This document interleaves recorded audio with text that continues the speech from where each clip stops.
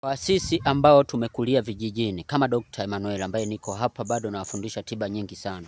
Mti huu hapa kama umekulia kijijini lazima utakuwa unaujua vizuri. Uangalie vizuri kwa makini.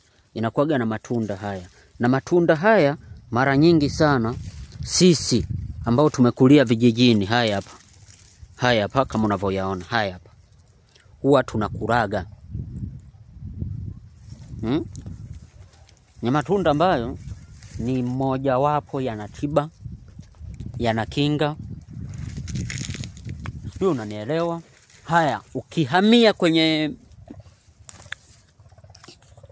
majani yake na mzizi wake kama unavyoona kule. Haya yote ni tiba tu. Sio, unanielewa rafiki yangu, ndugu yangu, wewe ambaye unanifuatilia? Hii ni dawa nzuri sana ambayo itakusaidia kutibia vitu vingi sana ndani ya mwili wako.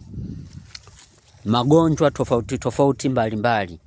Hakikisha unatumia mti huu hapa kama unahitaji. Uwe na kinga mwilini, uwe unapona magonjwa ambayo mengine ni chipukizi ambayo hayaeleweki. Tumia mti huu. Utakuja kunishukuru sana. Uangalie kwa makini sana. Mimi niko hapa polini na nawafundisha. Huku kote ni polini kama unavyoona. Huwezi kuona nyumba hata moja.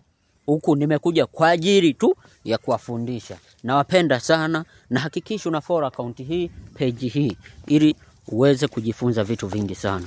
Dr. Emmanuel ni mmoja. Umeona mti huu hapa. Mimi naendelea na kula. Na hutakuja kunisikia naumwa tumbo, hutakuja kunisikia naumwa malaria, homa, UTI. Mimi UTI nazisikiaga kwa watu, lakini mimi yani nikiingiaga polini kama hivi. Haya.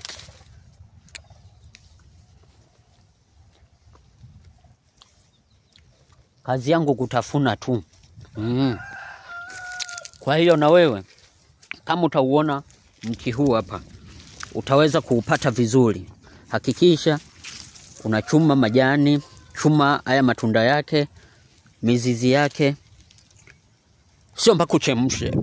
Hii atikiwa mbichi hivi unaweza kutumia na ukapona maradhi yako safi kabisa na yakaenda vizuri sana. Umeona? Ni uhakika. Dr. Emmanuel sijawahi kufeli na Dr. Emmanuel ni mmoja tu. Umeelewa? Haya sasa, kazi kwako. Kazi kwako ni moja tu. Kufollow account, kusupport na kuendelea kujifunza.